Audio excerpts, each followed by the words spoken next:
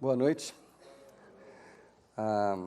Estamos no último capítulo da nossa série A Esperança Nunca Morre, e nós temos dito desde o primeiro dia que nós queremos, independente do que esteja acontecendo na sua vida pessoal ou no país, independente da crise que pudermos cada um de nós estar enfrentando, nós queremos a direção de Deus para a nossa vida e não a direção da crise.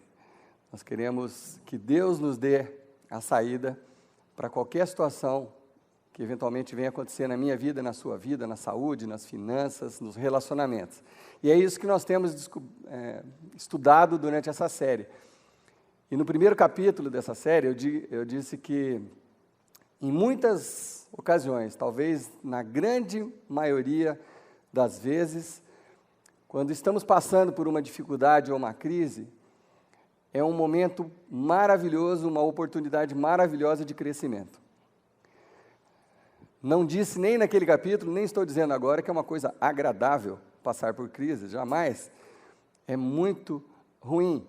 Mas eu disse no primeiro capítulo que muitos casos que nós vemos na Bíblia de pessoas que passaram crises piores do que nós já passamos ou que ainda possamos passar, crises terríveis, prisões, anos de prisão, doenças, perseguições, pessoas que passaram por isso. Quando você conhece o final da história, você olhando para a história, você fala, puxa vida, aquilo ali foi o maior momento onde Deus estava fazendo a maior obra na vida daquela pessoa. Porque você já está vendo o final da história, né? São histórias relatadas. Você já está vendo o final e aí você olha para aquele momento de crise, e muitos dos seguidores de Jesus e de Deus no Velho Testamento perceberam isso, que passado um tempo, olhando para trás, foi o melhor momento onde Deus fez a sua maior obra na vida deles, foi aquele momento de crise. E temos dito aqui que quando a vida está fácil, quando está tudo tranquilinho, quando não tem nada acontecendo, a gente não aprende nada, a gente não foca, a gente só quer ir para frente, deixa a vida me levar, a vida leva eu.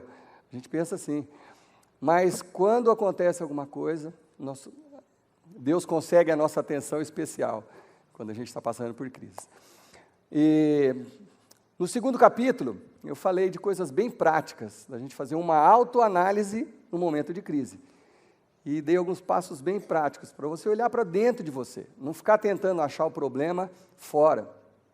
Culpa do governo, culpa desse ou daquilo, culpa do meu marido, da minha esposa, culpa do meu patrão, da minha igreja ou do meu líder, seja o que for. Sempre está em alguém, né? A gente sempre quer que a culpa esteja em alguém fora.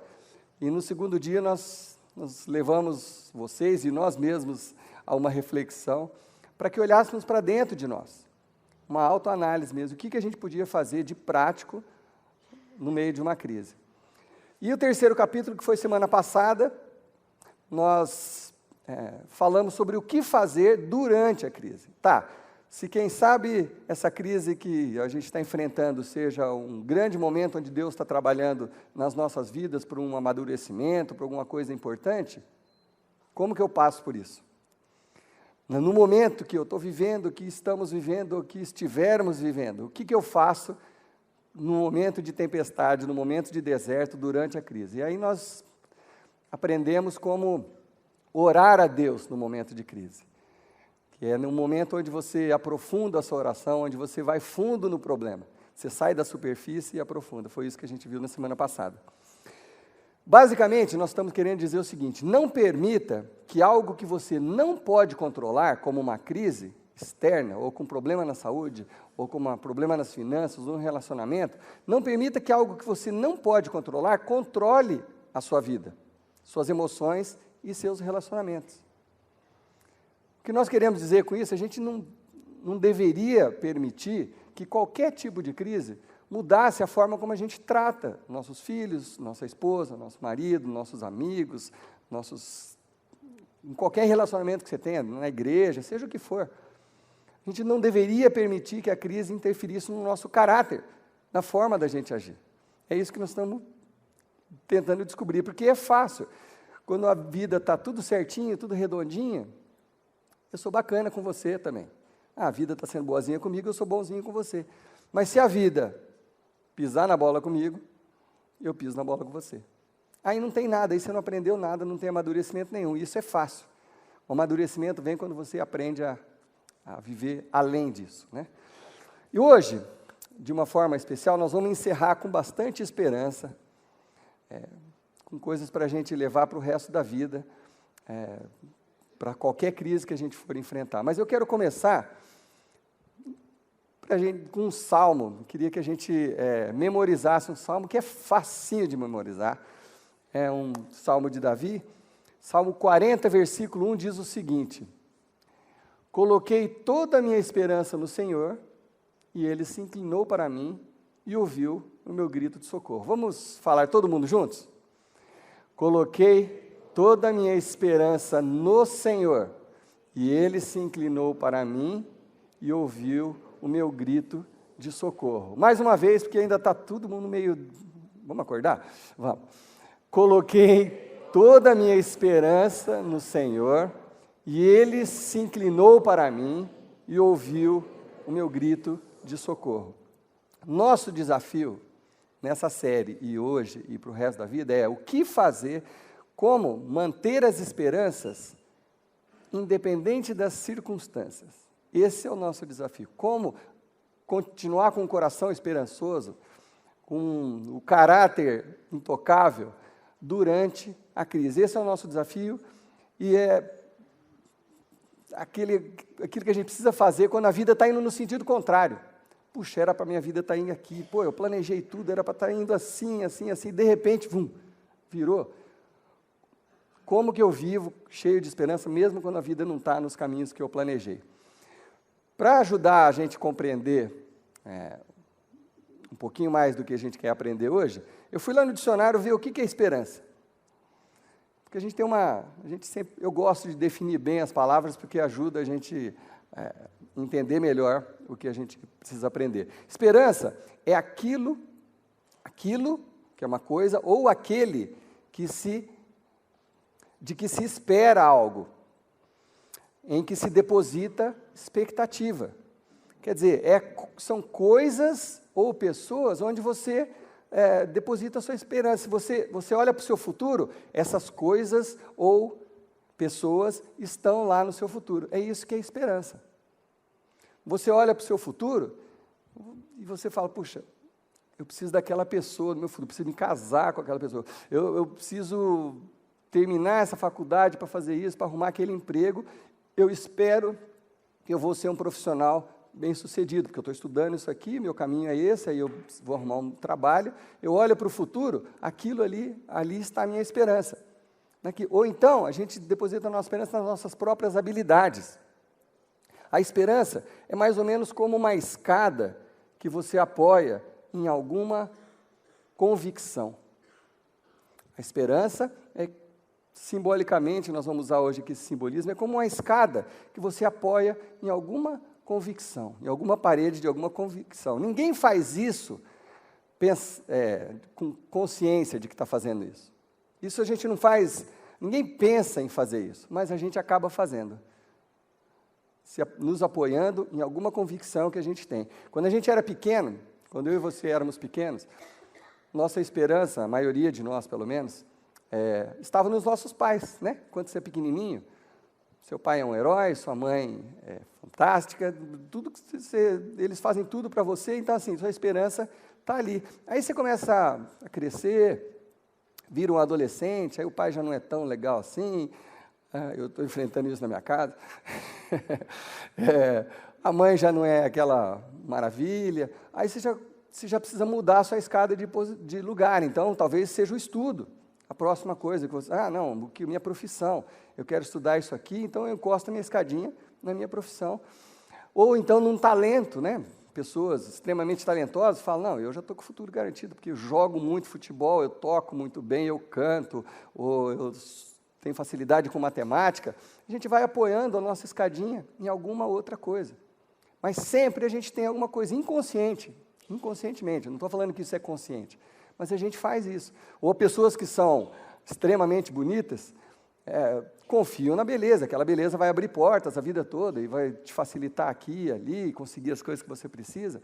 A gente vai mudando a nossa escadinha. Ou então, num relacionamento. Quantas pessoas apostaram num casamento? Pô, a gente está namorando, quando a gente se casar, aí sim eu vou ser feliz, porque por causa disso, por causa daquilo, a gente encosta a nossa esperança ali, no casamento. Muitas no trabalho, pô, eu tenho um bom emprego, né, eu sou um bom funcionário, tenho um bom emprego, minha vida está garantida. Ali, eu encostei a minha escadinha ali. Alguns colocam suas esperanças nos filhos, né, porque já passou da idade, já não deu muito certo, agora minha esperança é meu filho, que vai ser um artista, né, porque agora que dá dinheiro é artista, cantor de sertanejo, sei lá. Eu aposto minhas fichas nos meus filhos, né, que eles são a minha esperança de futuro, jogador de futebol, né, quantas mães sonham, né, com a carreira dos filhos, os pais também, né, para mudar a vida da família. Você coloca a sua esperança ali, e aí de repente seu filho começa a andar com más companhias e tal, e desvirtua e rui. Enfim, ou então, você coloca, pouca gente faz isso, mas alguns fazem, você coloca a sua esperança no novo governo, no novo presidente, agora sim, agora elegemos tal, ou fulano, ou ciclano, agora sim. E chega uma hora que você vai ter que mudar a sua escadinha de lugar de novo, e de novo, e de novo. Você deve estar pensando assim, bom, você falou que a pregação era cheia de esperança, até agora não estou vendo nada, né? É bastante desanimador isso. Mas é importante que saibamos que hoje, cada um de nós tem a nossa escadinha apoiada em alguma convicção. Todos nós, cada um de nós temos hoje, mesmo que você não pense, você tem a sua escadinha apoiada em alguma convicção.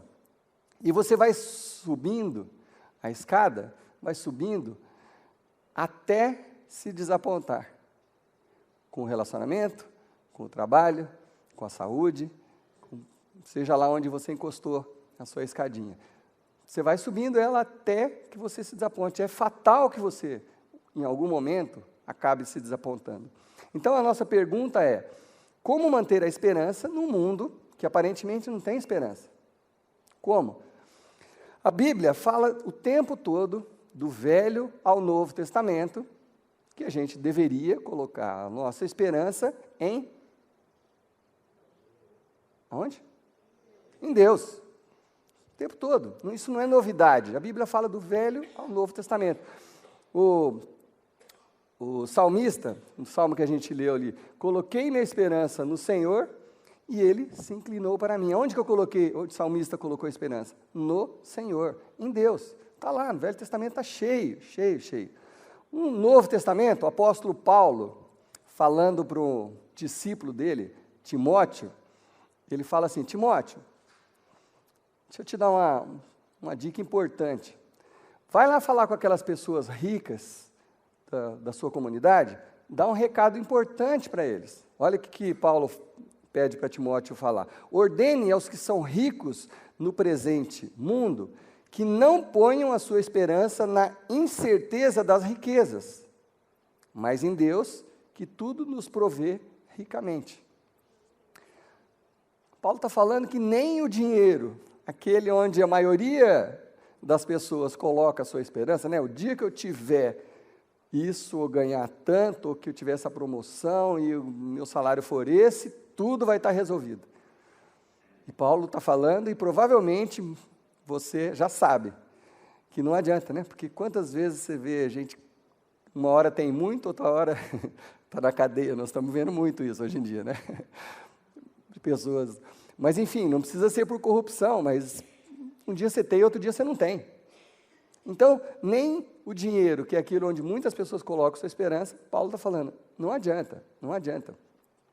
Mas eu sei que você já sabia disso. Você fala assim, claro que o pastor ia falar para eu colocar minha esperança em Deus, isso é óbvio. Mas a questão não é que é ser óbvio, a questão é que nós somos mestres, cada um de nós, eu inclusive, nós somos mestres em construir paredinhas e encostar as nossas escadinhas. Nós somos mestres, nós sabemos na teoria, mas na prática nós somos bons nisso. E aí, nós achamos que está firme, você dá lá uma chacoalhada na escada e fala, não, eu tenho mestrado, estou terminando o doutorado, estou garantido. Nós somos mestres nisso. Não, Eu trabalho, meu emprego é público, não posso perder o emprego, meu salário não vai diminuir, estou tranquilo. A gente é certo de que a escadinha vai ficar firme lá. Ou a mulher fala, eu sei que se eu fizer isso ou aquilo, meu marido não vai embora. Se eu fizer exercício, ou se eu fizer aquela cirurgia tal, eu sei que meu marido não vai olhar para o lado, não vai fazer nada. E eu faço muitos casamentos, já fiz alguns de vocês aqui.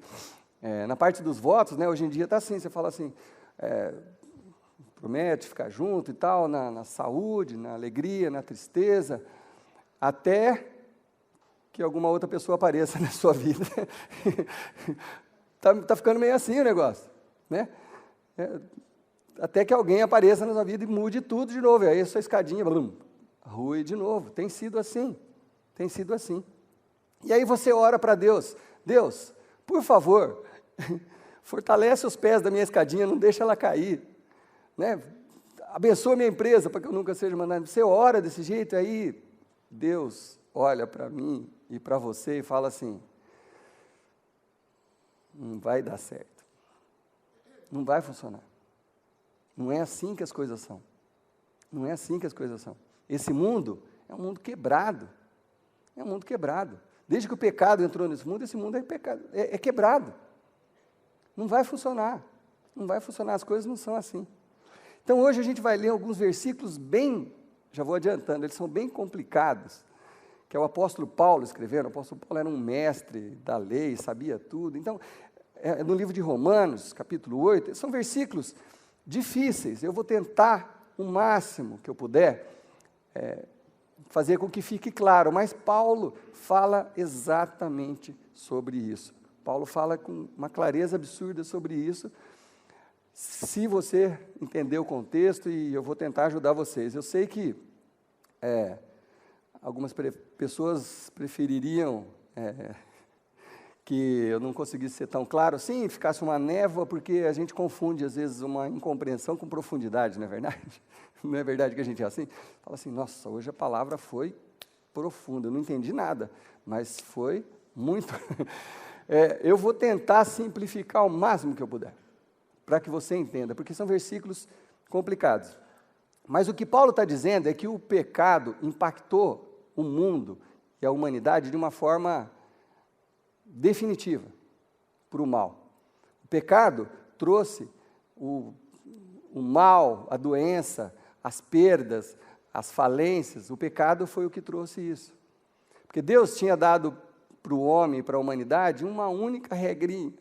Ele deu o paraíso, ofereceu a terra, você pode usufruir de tudo, só tem uma regrinha. E o homem foi lá e quebrou essa única regrinha. Ele tinha a opção, tinha o livre-arbítrio, ele podia escolher quebrar ou não quebrar, e ele quebrou. Então, por causa disso, entrou o pecado no mundo e danificou tudo. Você pode não acreditar nisso ainda, você pode não concordar, você fala, não, acho que não é bem assim.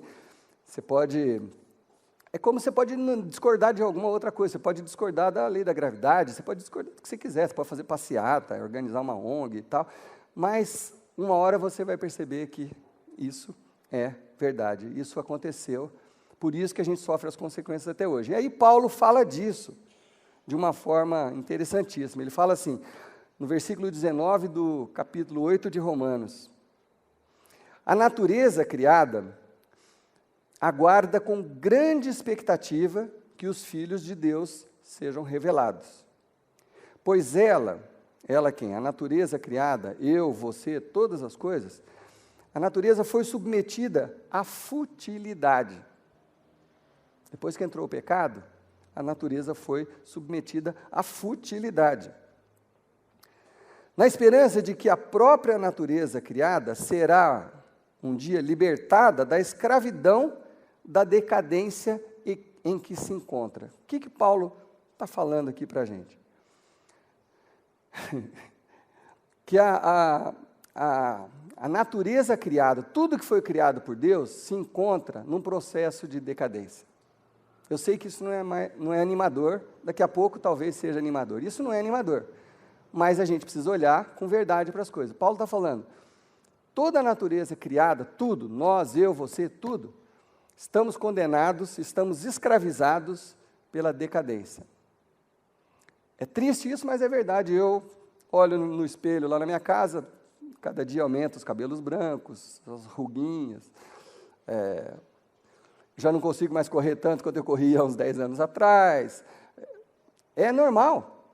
Isso talvez esteja acontecendo com você também. Eu vou falar um talvez para deixar você animado, mas provavelmente esteja acontecendo com você, com os animais, com as coisas. Uma cadeira, vai passando o tempo, a cadeira vai perdendo a firmeza dela, vai gastando o estofado. Tudo está condenado à decadência. Eu, você, o Brad Pitt, a Angelina Jolie, qualquer pessoa, qualquer coisa criada, qualquer coisa da natureza está condenada à escravidão da decadência. Parece que não há esperança, mas calma, vai ter esperança sim. Nos próximos versículos, o Paulo fala o seguinte, ele fala que o homem anseia profundamente, ele usa um termo assim, geme com dores de parto, pela redenção. Nós precisamos, nós queremos sair disso, dessa escravidão da decadência. O homem precisa dessa redenção. Paulo fala lá no versículo 22 e 23. Nós precisamos de uma esperança. E no versículo 24 ele diz o seguinte, pois nessa esperança fomos salvos. Qual a esperança? Resumindo, conhecendo Jesus, aí nós podemos começar uma nova história. Essa é a história da redenção. O resumo da história bíblica, da história de Jesus, é Deus nos enviando Jesus para nos resgatar dessa escravidão. Essa é a experiência da salvação. Então, pois nessa esperança, fomos salvos.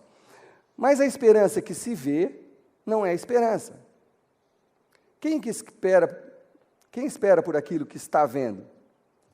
Quer dizer, nesse caso, esperamos por algo que cremos e não por algo que vemos, né? É a diferença.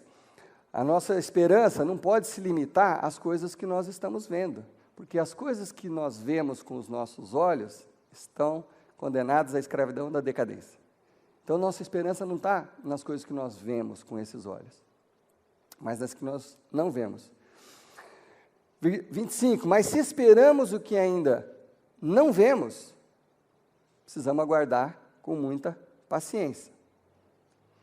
Aguardamo-lo pacientemente. Em seguida, no versículo 26 e 27, Paulo fala que Deus sabe que às vezes é muito difícil.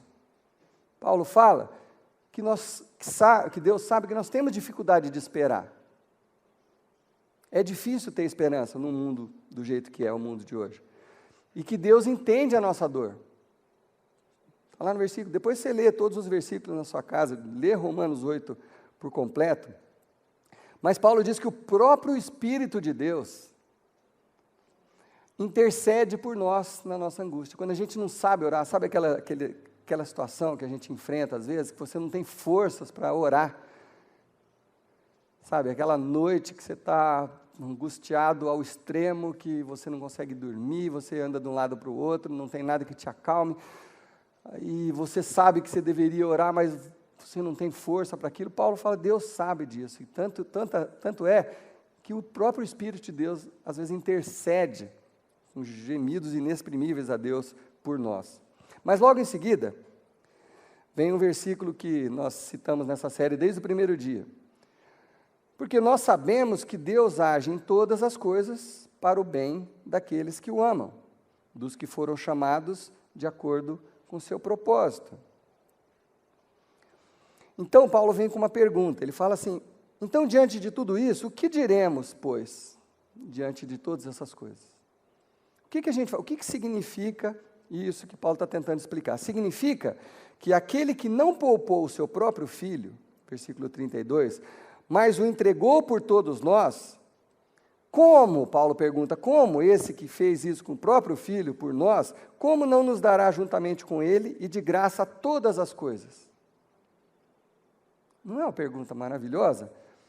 Se Deus não poupou o seu próprio filho para fazer esse processo de resgate, de redenção das nossas vidas, se Deus não poupou esse seu próprio filho, como que esse Deus não vai dar junto com ele tudo o que precisamos, e de graça, todas as coisas, Paulo fala aqui. Aqui é o lugar onde nós encontramos esperança. Aqui é o lugar onde que não existe decadência. No processo da salvação, no Deus que nós cremos, não existe decadência. Essa decadência que nós vemos todo dia não existe. É uma coisa que nós não vemos com nossos olhos. Hoje, eu estava vindo aqui para a igreja, só eu e o Davizinho, de 5 anos, no carro, e eu comecei a orar. Eu faço isso várias vezes também, do caminho de casa para cá. E o Davizinho estava no banco de trás, e eu estava orando em voz alta, por vocês, pelo culto, por tudo. E aí, eu falei na oração para o Davizinho ouvir. Eu falei: Deus, eu sei, e o Davizinho aqui sabe que o Senhor é invisível. Aparentemente, parece que eu estou falando sozinho. Mas eu creio que o Senhor está me ouvindo. Falei isso para o Davizinho entender um pouco mais daquilo, né? Porque para ele pode ser estranho com 5 anos de idade, mas nós cremos nesse invisível, nesse Deus invisível que a gente não vê com esses olhos. Ele não está sujeito aos nossos olhos, mas está acima disso. Enfim, e aí Paulo conclui dizendo o seguinte, e eu amo esse versículo, 38. Ele fala assim: porque eu estou convencido que nem morte, nem vida, nem anjos, nem demônios, nem o presente, a agonia do presente, nem o futuro, nem quaisquer poderes, nem altura, nem profundidade, nem qualquer outra coisa na criação será capaz de nos separar do quê? Do amor de Deus que está em Cristo Jesus, o nosso Salvador. Vamos ler todo mundo junto esse versículo? Vamos ler junto?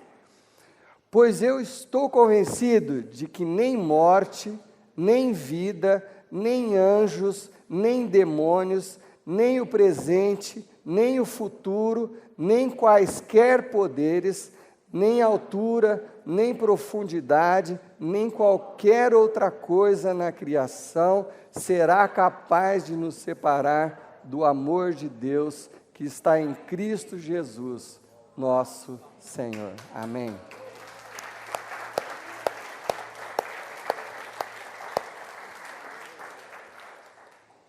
Significa que se você quiser colocar a sua esperança em algo que funciona, em algo que não está sujeito à degradação, à decadência, você precisa mudar a sua escadinha de lugar.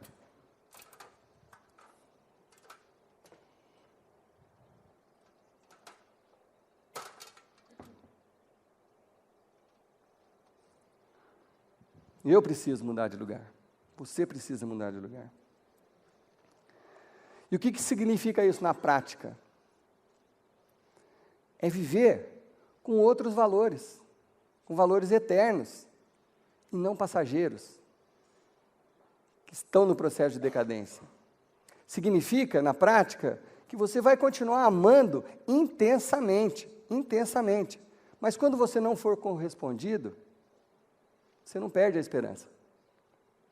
Significa que você vai perdoar sempre. E quando você não precisar de perdão e alguém não quiser te perdoar, tudo bem. Seus valores ultrapassaram aquela mesquinharia. Significa que você serve de todo o seu coração, de todo o seu coração. Você serve de todo o seu coração. E quando você precisar ser servido por alguém e não for correspondido, você não desiste. É isso que significa. Nós passamos a viver com outros valores, com valores incorruptíveis, coisas que não estão sujeitas à degradação, à escravidão da decadência. Mas será que podemos fazer planos? Pô, tudo está em decadência, será que a gente pode fazer plano para o futuro? Claro, a gente deve, a gente deve. Estude o máximo que você puder, desenvolva seus talentos, faça tudo, com toda a paixão, com todo o amor, intensamente, intensamente. Economiza, junta dinheiro quando for possível, faz tudo, ame, case-se, tenha filhos, faça tudo, com toda a intensidade. Mas lembrando que a sua esperança não está nas coisas, nem nas pessoas, mas em Deus. Esse é a chavinha, esse é o segredo. Faça como Jesus, faça como Paulo, faça como a Madre Teresa, viva intensamente. Viva com intensidade. Mas lembre-se, a sua esperança está em Deus, que é o único que não vai te desapontar, que não vai nos desapontar. Em termos práticos, no final do dia você chega para orar e você fala assim: Deus, obrigado por esse dia maravilhoso, onde tudo deu certo, muito obrigado, Deus. Mas, Deus, eu não estou me esquecendo que minha esperança está no Senhor. Ou então você ora assim: Deus, hoje o dia foi horrível, perdi o emprego, ela foi embora, ele foi embora, eu peguei o diagnóstico, não estou bem, mas eu não me esqueço que minha esperança está no Senhor. Da mesma forma, o lugar onde você apoiar a sua esperança vai determinar o quanto você vai viver, vai se manter esperançoso. Se a gente queria responder essa pergunta, como viver com esperança num mundo sem esperança? É o lugar onde você vai encostar a sua escadinha, onde você vai encostar a sua esperança. Aonde você encostar, dependendo de onde você encostar, vai ser a sua oportunidade de viver, independente do que estiver acontecendo à sua volta, cheio, com o coração cheio de esperança. A pergunta é: aonde está a sua escadinha? Aonde está a sua esperança? Não precisa responder, pense. Onde que eu estou colocando a minha escadinha? Onde que eu estou apoiando a minha escadinha?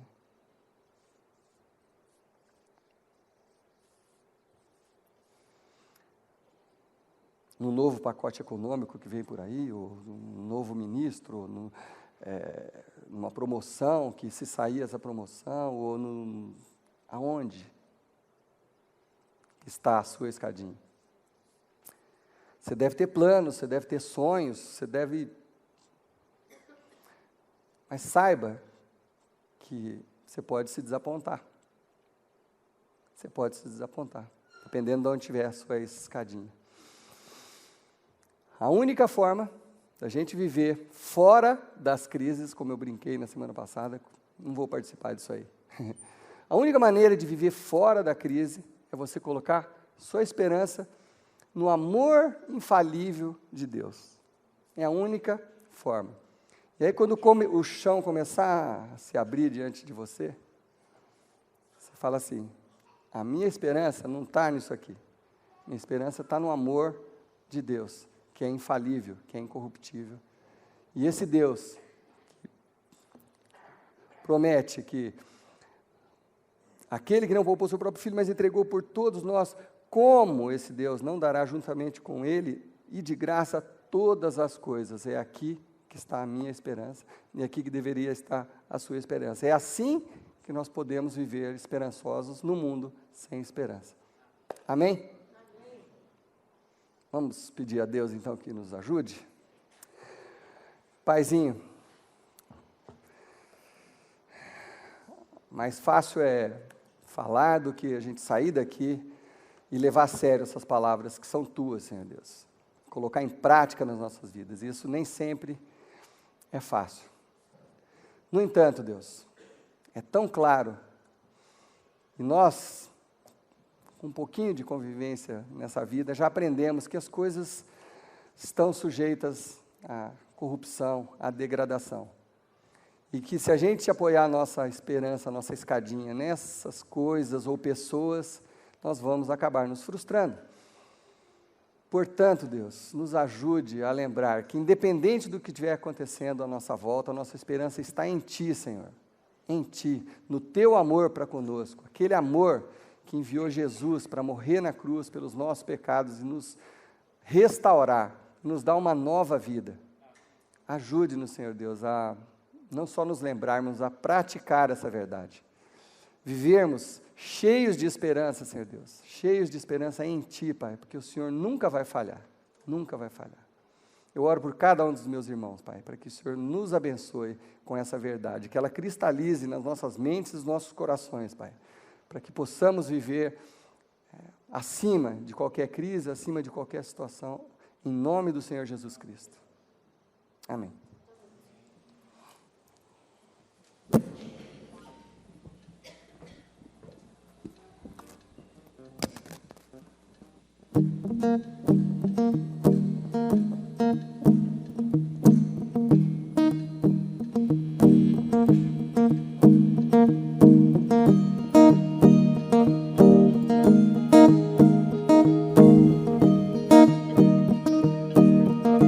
Senhor, meu Deus, quando eu maravilhado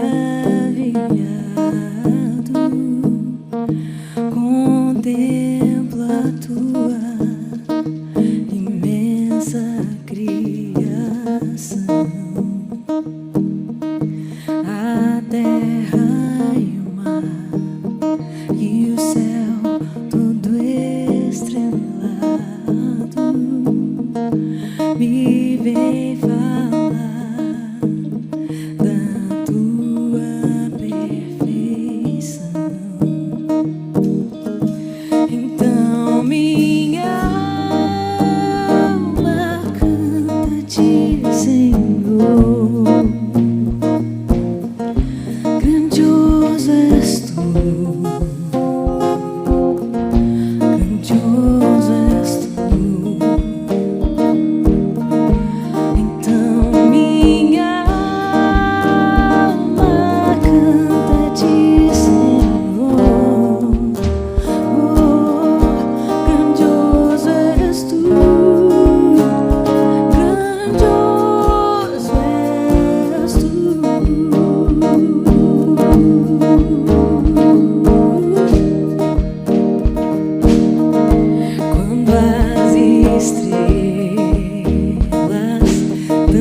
De mim distantes,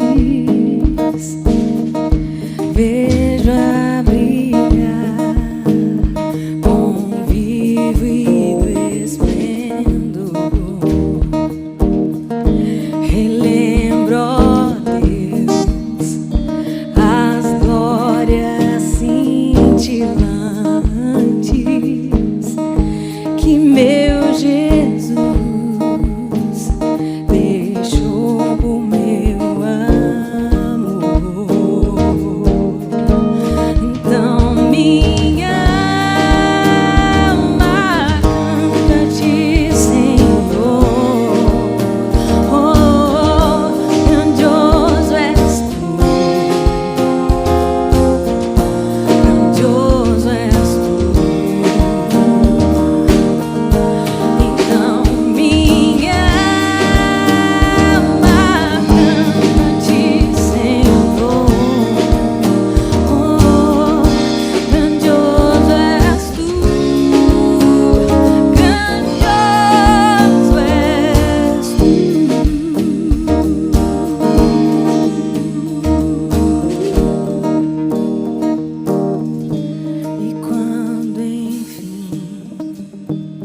Jesus vier em glória